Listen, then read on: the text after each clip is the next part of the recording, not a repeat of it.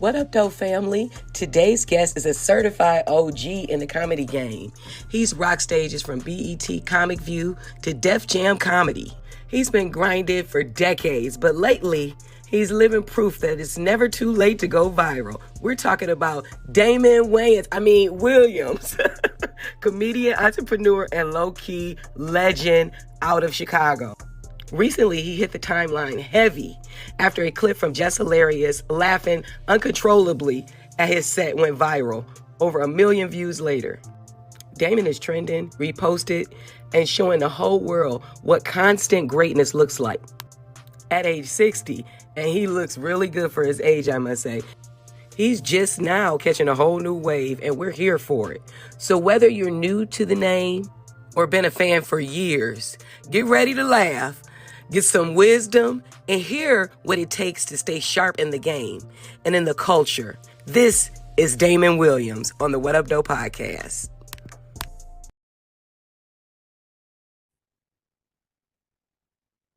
Welcome to the What Up Doe Podcast, and we are excited, so excited to have our guest, Damon Williams Williams. What up, Doe? What up, Doe? What up, Doe? Shakespeare. I wanted the shock factor too. That's why I didn't tell you I was gonna do that. She's playing that, man. No, it's all good. I mean, that is so funny. Look, you're not the first person who planned that. Wow, exactly. Wow, so we're gonna just dive right into that, David, because that's what we really want to know. Because when I heard that, I couldn't believe that she didn't know who you was. You know what I'm saying? Because we from the D. So we know all, we kind of like family, Chicago and Detroit. So I'm like, really? I couldn't believe that. What was your thoughts when you first heard that? What came to mind?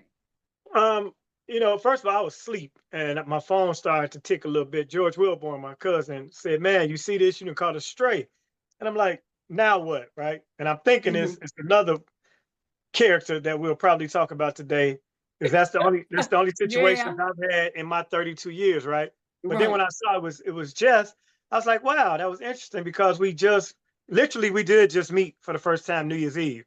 And to her credit, I was aware that when she saw me perform, that was her first time really seeing me work, because she commented to D. Ray Davis, like, wow, I haven't seen him. He, because I was doing my thing out there, right? So I was aware of that. So I didn't take offense to it. But then I heard the I won't say venom, but the vitriol or the demeaning tone.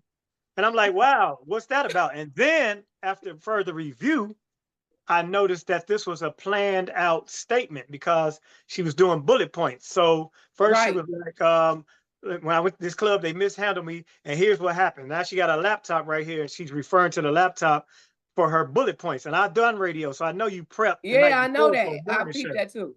Right. So if you prep, you already know. So that means you had the opportunity to say, I don't know this dude, but let me look and see who he is. All right.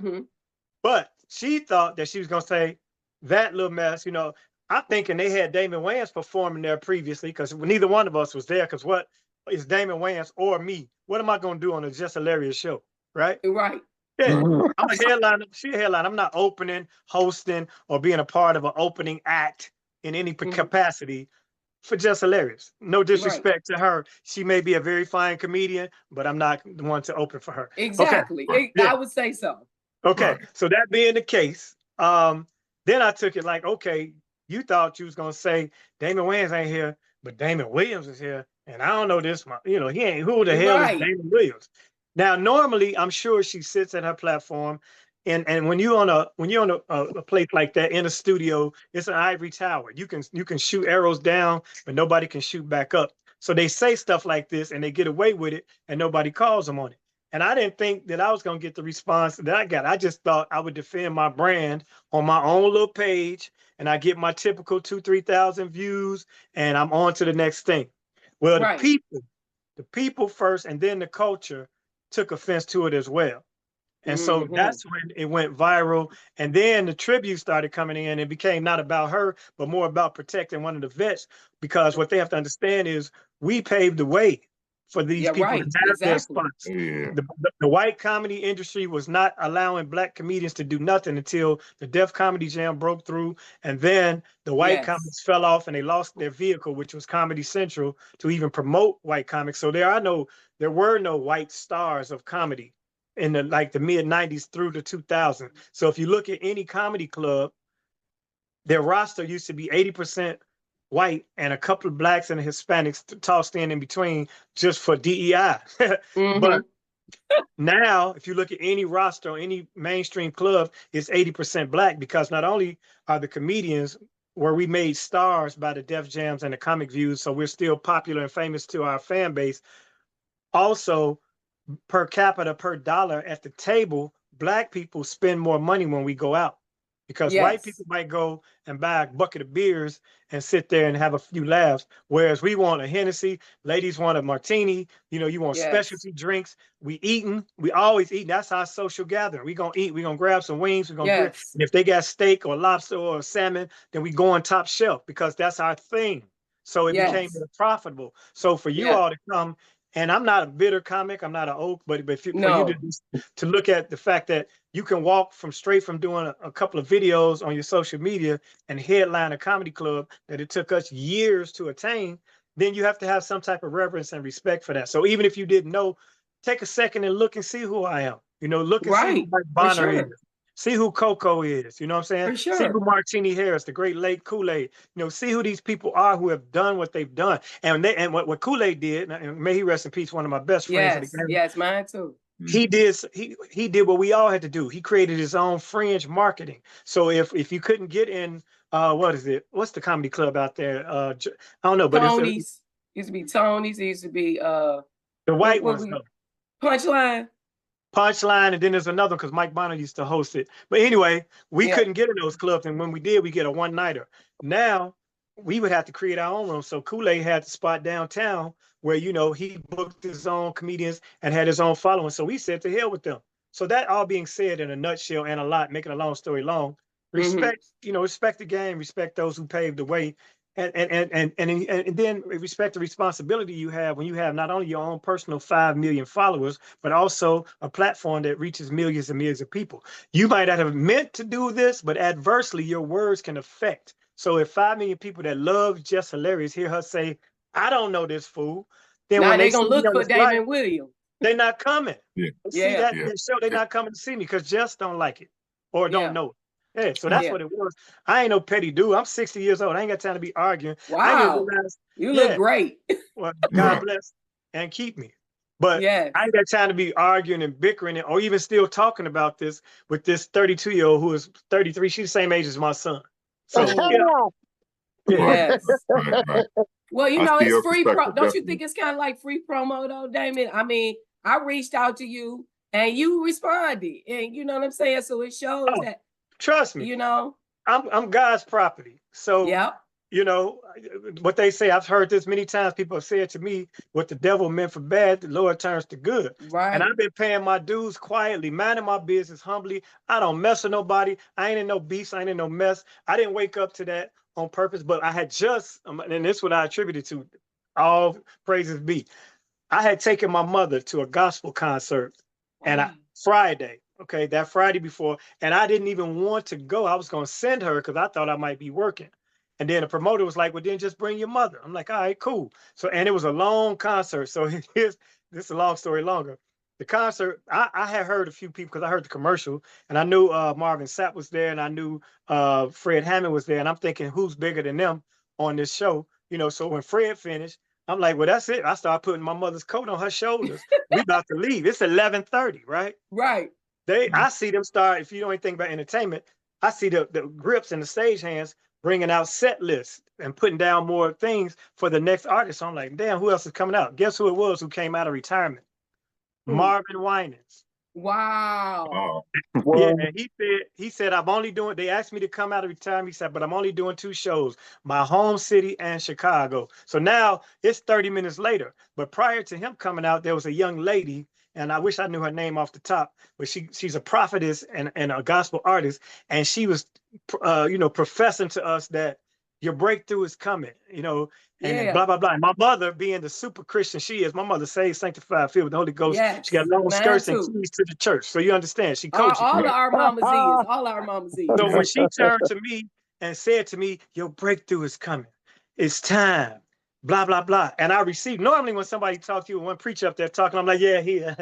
But this time, it's about 6,000 people in there, and we all praising, right? Yeah. And I start to feel something.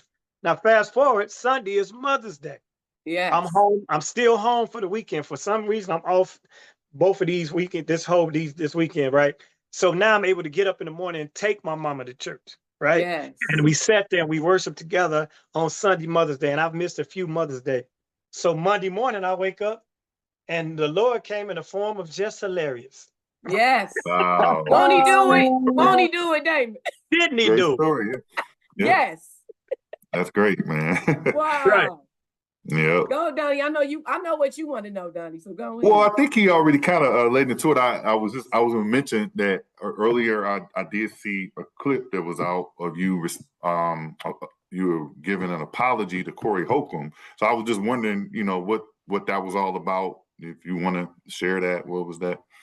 See, just when you're starting to shine, here come the shade. That's just life. So today I wake up and I already knew. So Corey Holcomb and I'm gonna say his name because he wouldn't say mine, but everybody knew who he was talking about. Have had a history. And first of all, I was the first person to hand that man the microphone because Godfrey brought him to my spot for him to first try his stand-up. Let's start there. Mhm. In that particular room, a lot of, as he grew and we grew, he wanted to really have that position in that room. And at the time, I would say Corey was one of the silliest, funniest dudes of our crew back then, right? But it was silly funny. It wasn't all this, the stuff he doing now. So he used to challenge me for that spot to the point where I had to have him quit heckling and come and talking smack in the back of the room, come on stage, let's roast, right? Right. And I happened to win this roast battle, okay?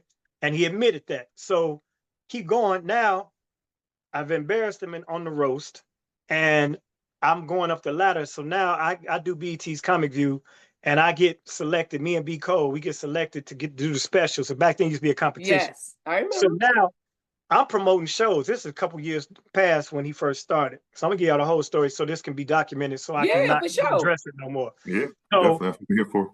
So 94, that's when that first thing happened. 96, we go back and me and B. Cole, we win on Comic View. So now I've met the producers and the promoters and the talent people and all that behind the scenes on the show.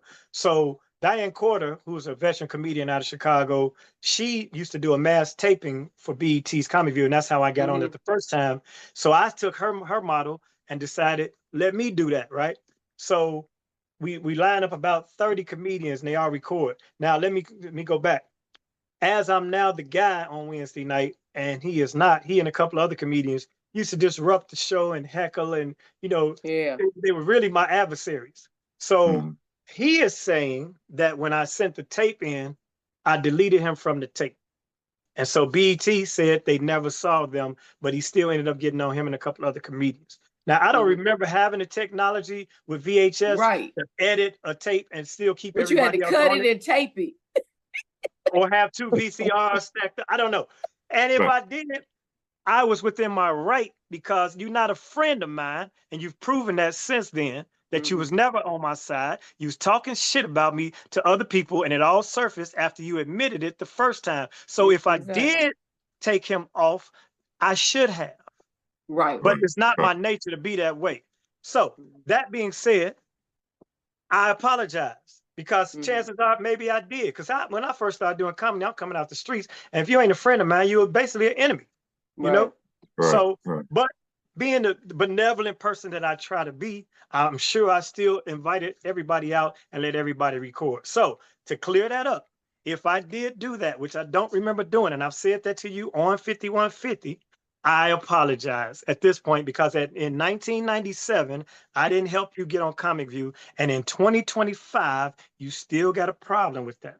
So you've done well, you're succeeding, you found your niche, you make it, look, bruh, you bigger than me. You make more money than me. Why you worried about me?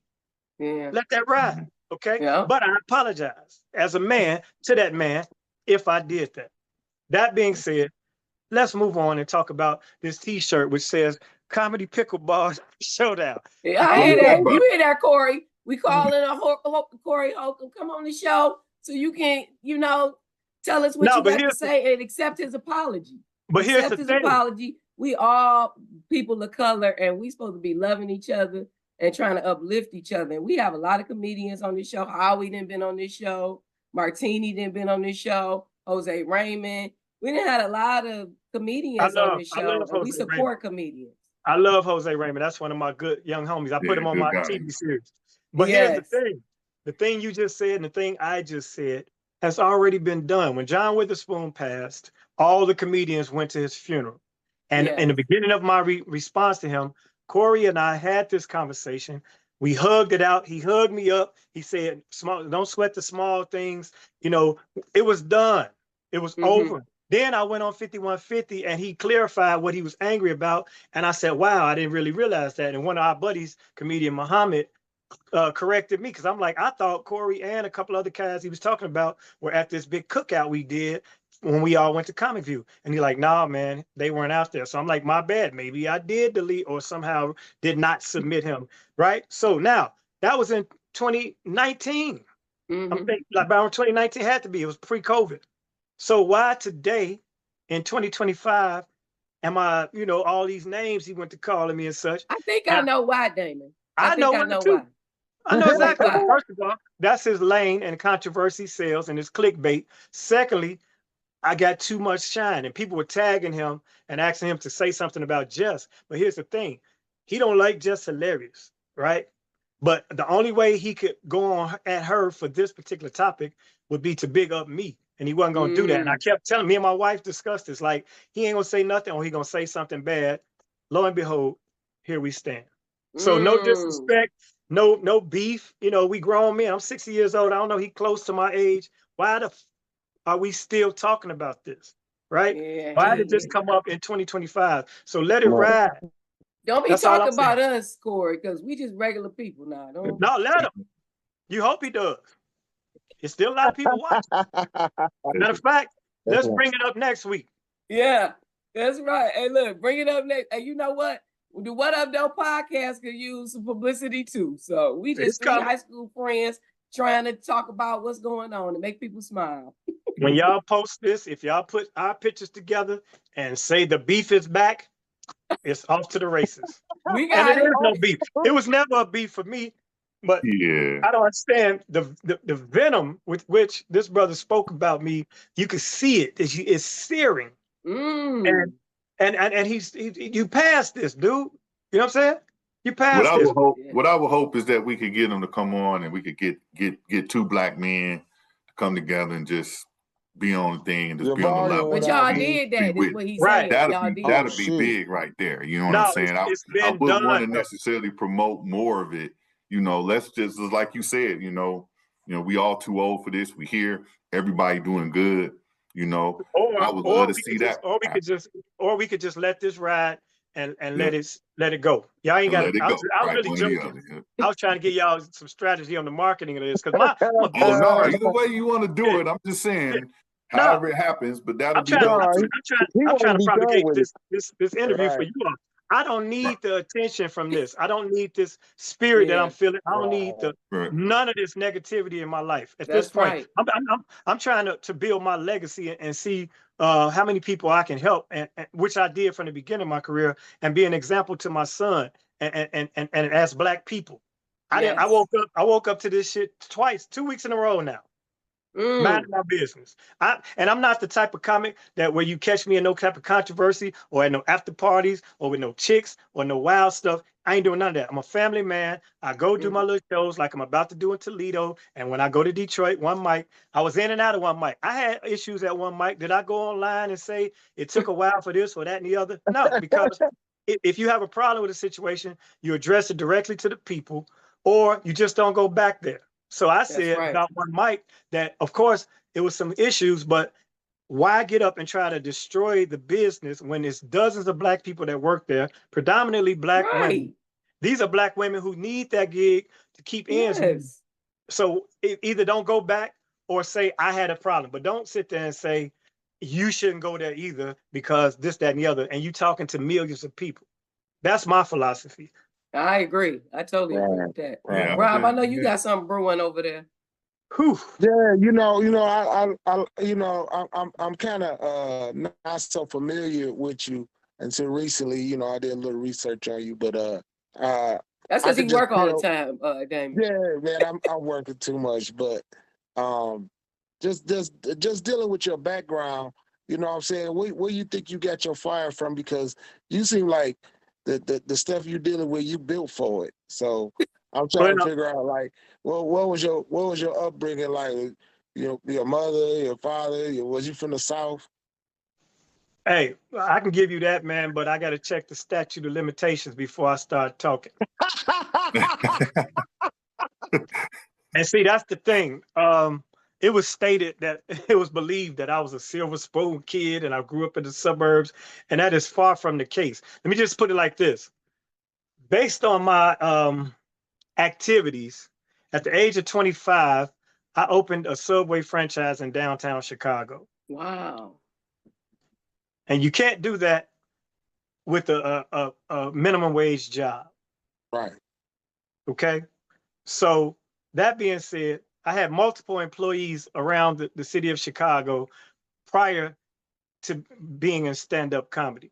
Mm-hmm. So I'm saying this as strategically as possible. I know what you're saying. Right, I get it. I get it. We here.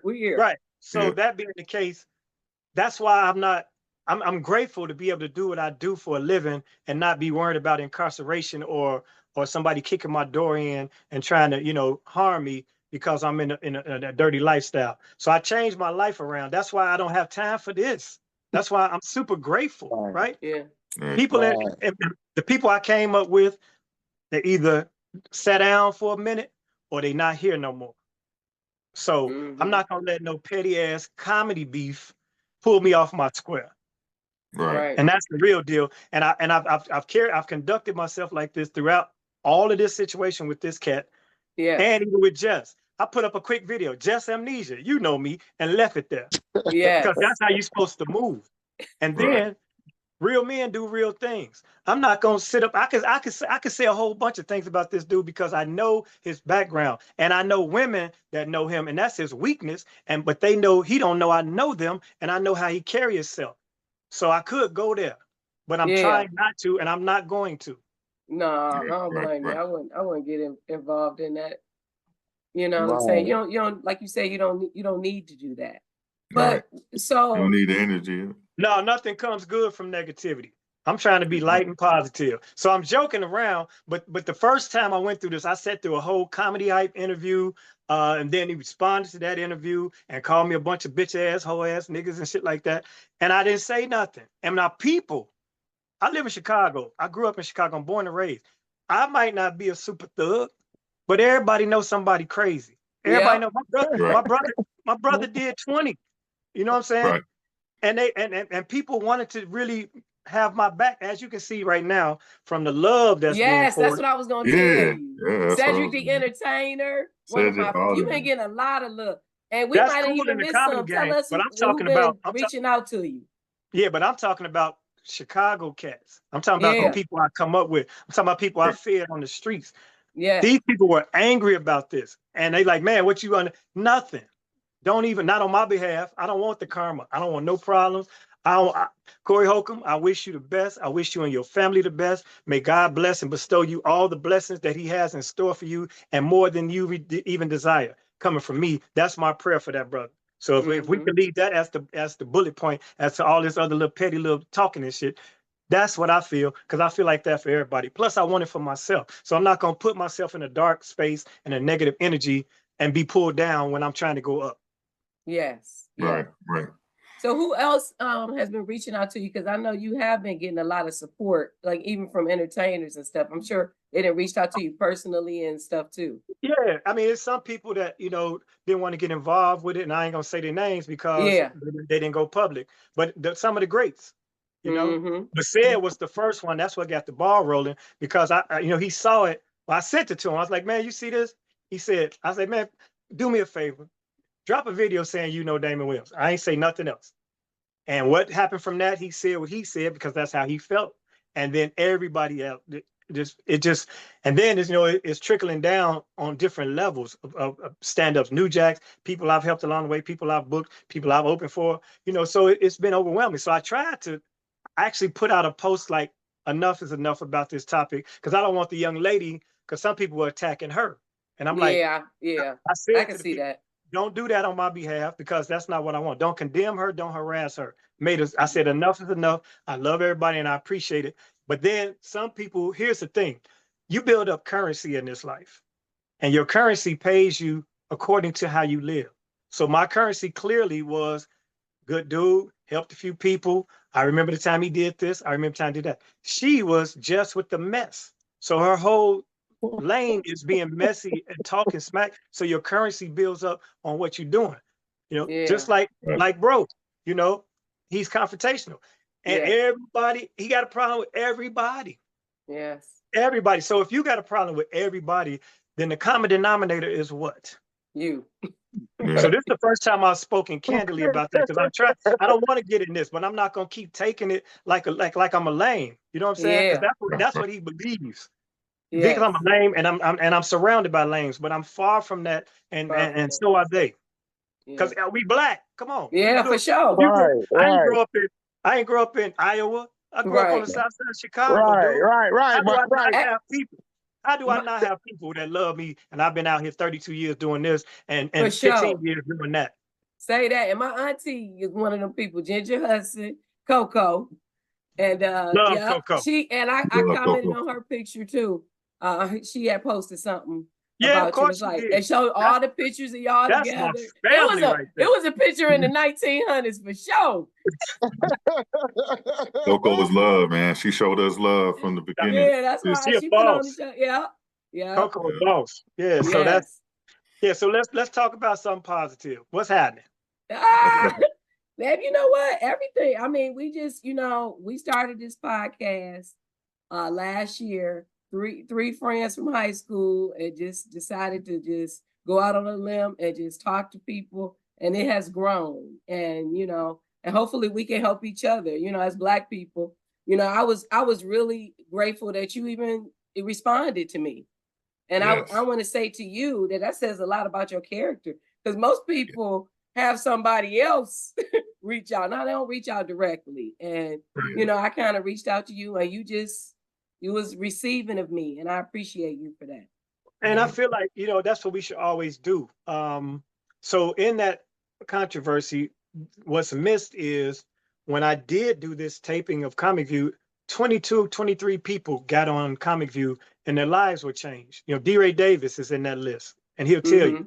And I introduced D-Ray Davis to George Tillman, who put him in the first Barbershop movie, who they went on to introduce him to what's bro name from Boys in the Hood? Damn, John Singleton. And so now he ended up on Snowfall. Then D-Ray in turn brought helped Lil Rel and what he's doing with his life. Yes. So that should be your legacy. That should be your process. So anybody that reaches out to me, if I could sit here and spend 15, 20, 30 minutes and talk about these situations, I'm glad to do it, because you never know who people are or who they become. And these interviews 10 years from now might be the archives that make your documentary or your film. And then you don't even do it for that. You do it because it don't cost you nothing. You know what I'm saying? Right. That's who I am, and that's what I want to be. So I appreciate y'all, and that's why I'm going back to one mic, to be honest, because when everything happened. When you gonna be there again, so we can make sure we put that in? Yeah, June 20 and 21st, the week after Father's Day. Okay. Yeah, and the reason why that came about is because when this whole thing happened, I said on my post what I said to you all. Just because you had a bad experience with the situation, even though I did as well to an extent, you don't want to destroy the business. There's about 5 or 6 Black-owned comedy clubs anywhere in America. And when they saw that, and I said, I'm an advocate for the workers and people that work there, you mess with people's livelihood, they reached out and say, let's bring you back. And now we can, do it the right way. And it wasn't bad then, but, so something came from that. And it was only just my stance. So that's the light of it all. And here's what I would love to do out of all of this is do The I Know Damon Williams comedy tour hosted by Jess Hilarious. Oh yeah, now That's dope. That's there dope. you go. Now That's that's what I what's would like up. to do. That's some love Yeah. right there. And guess who could be the special guest? The What Up Doe Podcast? No, I'm just Corey Holcomb. Corey Holcomb out there. We know. you We know. ain't lying. You You ain't just trying to lying. slip that in there. It's trying to slip that in there. Hey man, wouldn't that sell some tickets presented by the What Up Doe Podcast? That's right. That's right. We claiming That's it. love, though. That's Sell out what's up. every night. Every night you gonna sell out. Yes, Word. yes. You spent. So what you got coming up in the future? What's the future look like for Damon Williams? What you got planned, or what are your dreams? In case of somebody out there on the World Wide Web watching this, and what you got planned? Well, you know what? This thing has opened up a whole nother realm of possibility because of the attention. And that's the key to this. That's the blessing from this. My blessing, their lesson, the way I look at it. Yes. So now, you know, that tour, I'm definitely going to either we know Damon Williams or I know Damon Williams. I'm doing some dates like that. I just spoke to a brother promoter yesterday.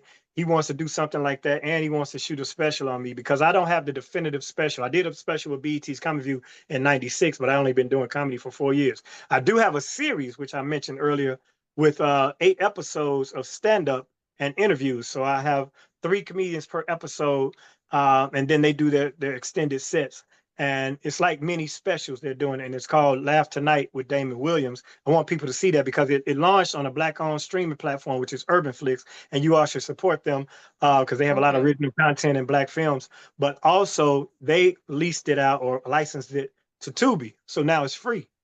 So if you want to look at it, and I'll say this, this was their first original program. It was their first production, live production especially. So the first couple of episodes, you'll see that we kind of green at it, but it's still top flight production, but it gets better every episode. So make sure you either start at episode 8 and work your way back, or don't judge the first 1 or 2 right off the bat. Right, you gotta give it some time. That's what T-Barb told me. You know, she got a little show on Tubi too, Only in My Hood. Oh yeah, yeah, I didn't watch that. She'll be with me at one mic. I requested her. Nice. Yeah. She's been on the show too, so yeah. Yeah, that's my people right there. And I love her hustle and her drive and determination, plus her heart. She had me come in and do a charitable event for her because she was raising money for students or something of that nature. Yeah, she does a charity event. Yep. She got a charity. Yep. Nonprofit organization. Yep. Wow.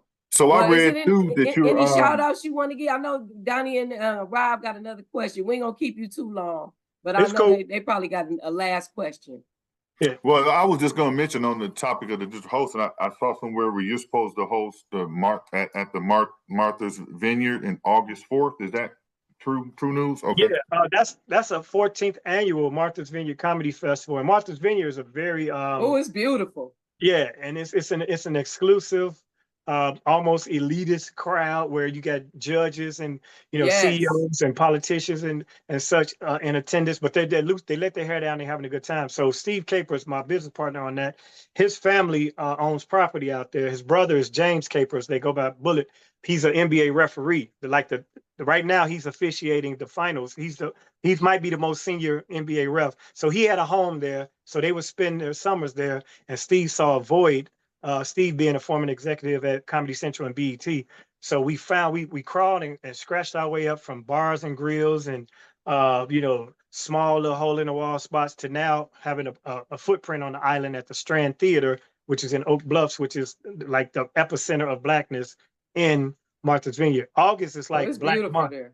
Yeah. So that I'm very proud of. And, 14 years running, it's a beautiful thing.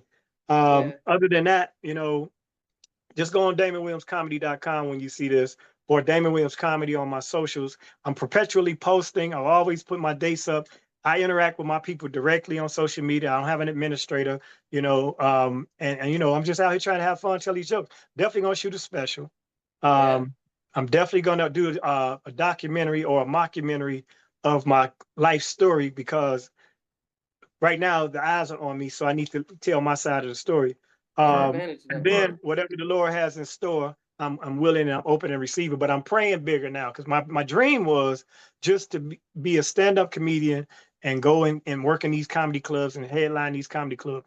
Well, I've done that for 32 years. So now it's time to set my legacy and leave a foundation and something lasting and memorable for my family members, including my son and my grandkids to come and everything like that. So that's why I ain't got time. And I'm like I already told you how old I am. And the Black life expectancy can be what it is, and God forbid I'm not speaking no type of death on my life. But the time is now, and I got to strike while the iron is hot because I got a lot I have yet to accomplish. I'm happy with the journey. I mean, I've done so many things. If people do your research between Open for the Kings of Comedy, hosting Showtime with the Apollo, I'm on tour this past year with two of the Kings and Earthquake with the Straight Jokes, No Chaser, and Mike Epps. So I'm there. It's just a matter of now, the name recognition will bring the eyeballs. And now I just want people to come. If my name is on the bill, you can count on me doing some comedy that's going to hurt your face. It's going to tighten your abs. Funny is what I'm about. I ain't really about all this extra, but I'm going to play this game, this social media game and this drama game to get the people to see the light and get the message out there and have the fun come across. Let your light shine. That's right. All right, Rob, what you got? My man, okay, look, I like that Chicago flavor because we as Detroiters, we definitely feel related to Chicago. Yeah, we like cousins. Right. So just say you started your career over or something, or you never started in Chicago. So you got to pick a place that you would like to start your comedy.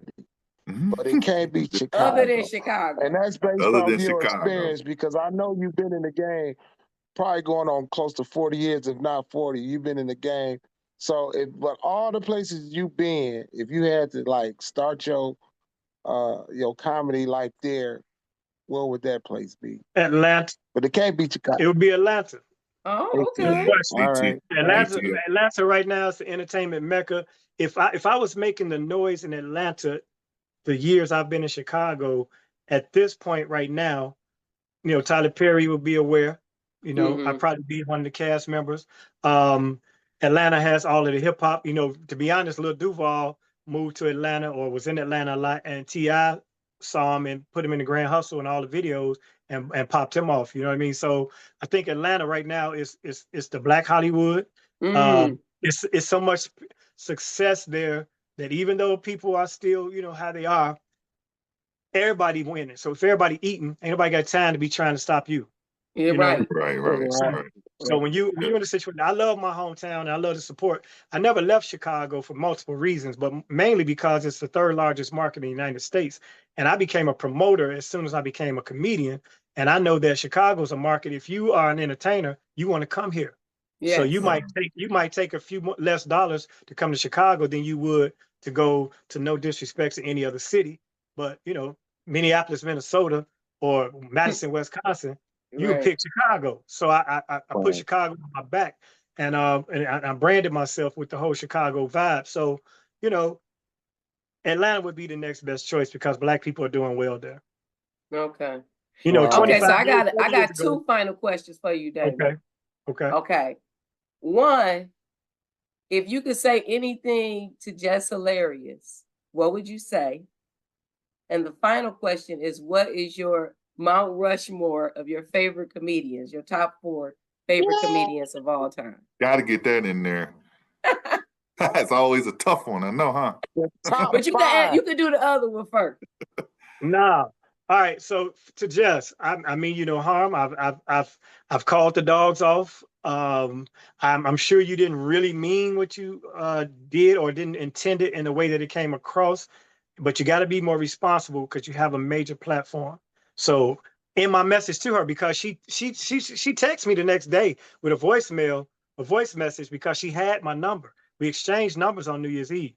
And so I already told her these things. I kept it respectful. I kept it lighthearted. And I said we should squash this publicly and laugh about it. And that's why I say that the outcome could be the tour with the two of us and the eyes that would come. There you go, Jess. That's your call. Yeah. So you know what I'm saying? And we should come to One Mic. That's what we should. One Mic, sponsored, presented by the Up Doe Podcast. Let's make it happen, Jess. Okay. So when it comes to this Mount Rushmore, it's 3 people I'm gonna say, and then there's 47 other people I could say. Put it like that. But I'm gonna start with who I. You could do 4. You could do 4. I know what I could do, but I'm telling you what I'm about to do. I hear you. Because once you get to that 4th one, then it could be the 5th one or the 10th one. Right. But I grew up listening to and hearing, wasn't even visual, of Richard Pryor's number one. If you don't put him on your mountain, then your mountain is a molehill. Right. Then I was heavily influenced by Eddie Murphy, because Eddie Murphy was the first comedian Black that we saw because of VHS and you know, you could rent movies and stuff. So Delirious changed my life, touched my life. I started to mimic him. My nickname became Eddie around my job because, you know, he was that dude. And then he took it from there to Saturday Night Live. Then he went from Saturday Night Live to 48 Hours. And 48 Hours was the first time, Detroit-based film, that a Black man was giving a white man shit. You know, him and Nick Nolte was going head for head, toe for toe, and he was letting them have it. We didn't hear Black people speaking to white people like that on film. So Eddie Murphy, all praises due to him in this industry as far as everything he's done. Then he took to the box office and broke all the records. So Eddie Murphy, 2. Number 3, who deserves all the flowers and paved the way for both of them, is Red Fox. Right? Not only did Red Fox have the comedy on his albums and such. Matter of fact, I'm gonna do a 4th one that's obscure that people don't know they should give credit to. But Red Fox had the sitcom with Sanford and Son, where he spoke Black, and he was, you know, stood on his Blackness, and he called Whitey, and he called him a hunky. You know, and I ain't talking about racism. I'm just saying that was so rebellious in the 70s. And then 4th, and this guy probably is the reason why Red Fox even had a sitcom on the air, and nobody ever says this man's name in these type of interviews, is Flip Wilson. Oh, yeah. Because Flip Wilson was the first Black person, stand-up comic that had a network sitcom or a variety show on NBC where you saw Muhammad Ali, Dick Gregory, Red Fox, Richard Pryor. His impact was so massive, and he owned that show. He had actually the rights. He was one of the first people to have his masters, so to speak. And he retired in obscurity, but he retired a rich man. So those 4 guys, when it comes to Black comedy, are the most important. Now, currently, you know, you got your Dave Chappelle's and your Chris Rocks. I enjoy their work, you know, and then it's Patrice O'Neal is somebody that I admire his jokes, you know, and I worked with him a couple of times. So now you start trickling down. So I ain't gonna go no further than that, because then people start to get offended because, well, what about me? Right. What about Bernie Mac? You know, I'm gonna say Bernie. Come on, man. I'm wrong for not even making Bernie the next breath that I take, because he was a personal influence on me. But his there's nothing that takes away from Bernie Mac. Matter of fact, I would put Bernie in Flip Wilson's place, but Flip had, you know, he was a predecessor, and I'm sure Bernie would look up to Flip Wilson. You know, so, you know, Sid, DL, Steve, all of my guys. You know what I'm saying? I could go across the gamut and then go the next tier, the next tier, the next tier. And you got to give honorable mention, even though he's been disgraced, to Bill Cosby. So, boom. Yeah, I got you. Who you want to work with that you ain't never worked with before? Eddie Murphy. I've met I met everybody Delirious, else. Man. Delirious was the first like comedy show that I remember when we were young. That was the first one I really paid attention to, like and remember, and used to know the whole thing. You can recite it right now. I say this to Eddie Murphy, and I hope that this podcast blow up so big that he one day sees it, because he is aware and keeps an eye on what's happening out here. I know what it takes for you to come back, and I know the expectation would be so massive that the pressure of it is preventing you from going out to do the work in the clubs to build that hour. But you could literally come on stage and do Delirious verbatim, and it would sell out arenas. And you could tell us that's what you're going to do, because there's a whole generation of comedians that never saw it. Right. You could literally do that. Or you could take the route that Martin Lawrence is currently taking and come out and host Eddie Murphy Presents. Now, when you're in a host position, you get to throw your little shots in and get your little chops up and bring out some people that love you and admire you and give us a shot and give us some shine, make your money, and get your set together by hosting. Yeah. That's what's up. No. Yeah. That's what's up. Shouts out to Arsenio Hall, too. He had a major impact on this game, and he's still out here doing it. Wow, I ain't even seen it. It's a lot of stuff. So many comedians, and it's so many. Can't forget about Arsenio Hall. Yeah. Coming Or to Sinbad. America with both of them. Wow. You can't forget about Sinbad either. Sinbad. Oh no, Right, he a Sinbad local. too. You know, he Yeah. from Benton Harbor, Michigan, Yeah, so I not know. too far. I know him and his whole family. In fact, it's not a great story, but it's a true story. Sinbad, when he comes to Chicago, he would see if I was home and he would allow me to open for him because I met Sinbad years ago. He was good friends with my cousin, George Wilborn, who actually taught me how to do stand-up early in my career, George Wilborn. He was Sinbad, whenever he shot specials, he would invite George out. You'll see him in his specials on the front row.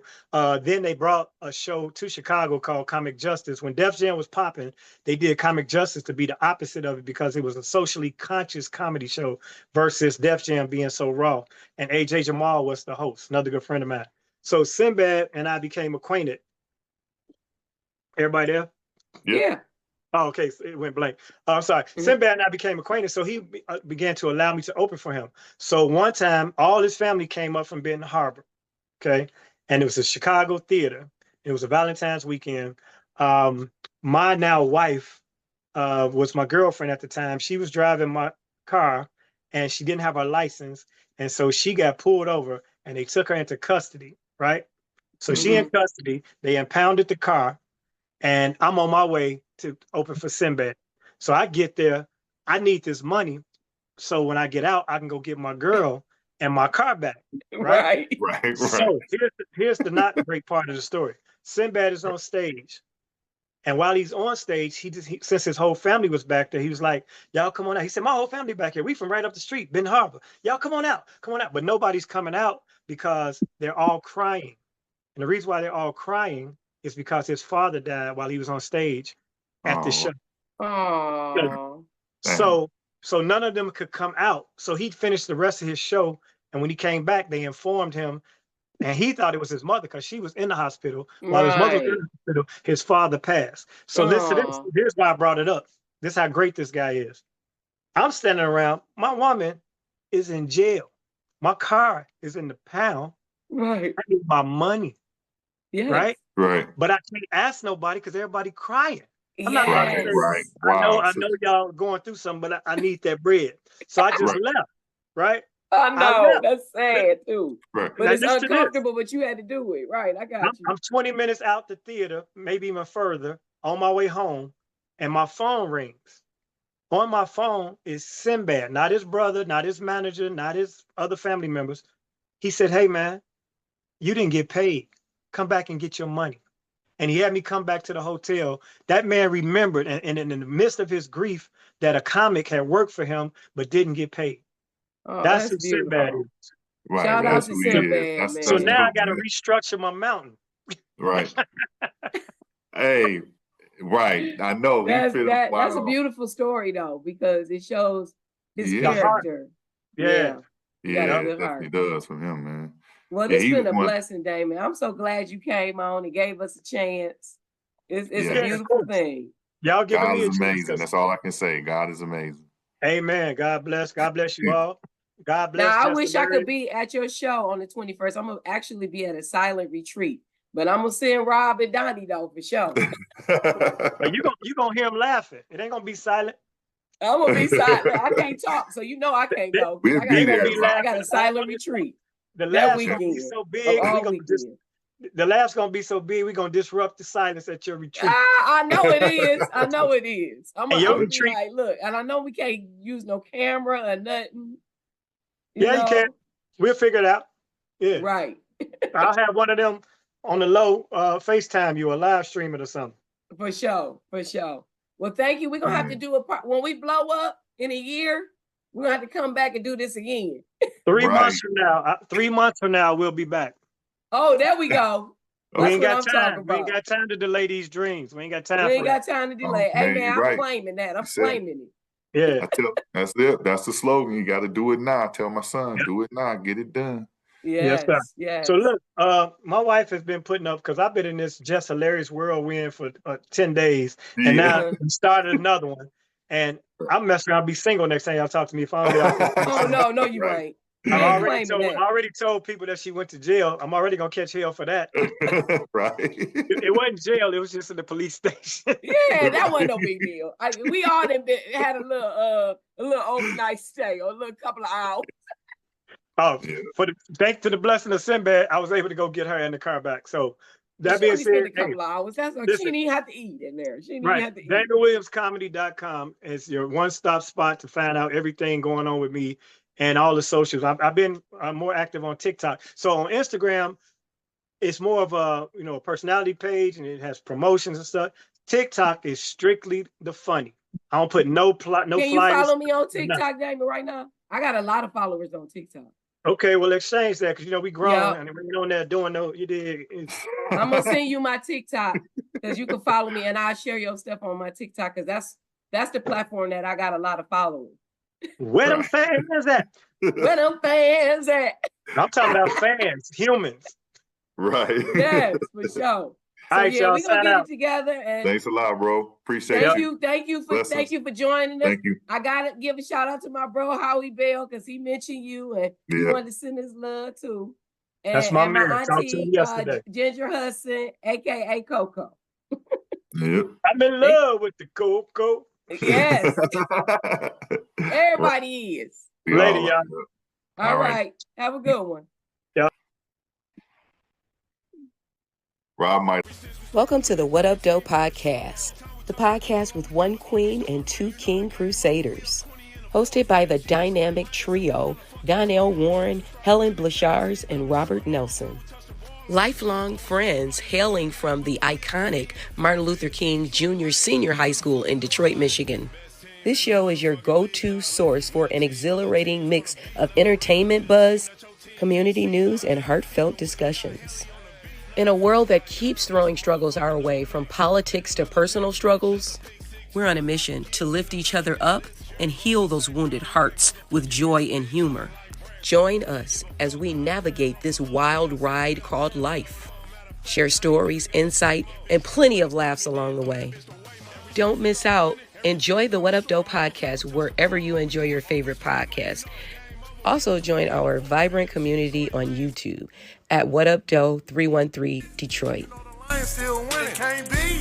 You know the Lions still winning. They is. You know the Lions still winning. For real. They said we couldn't do it and we did it. They did.